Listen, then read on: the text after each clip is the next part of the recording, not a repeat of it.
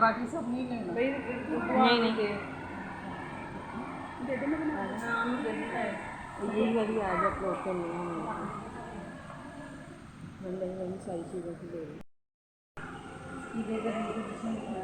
आप हटे ना जल्दी। यहाँ से ले लो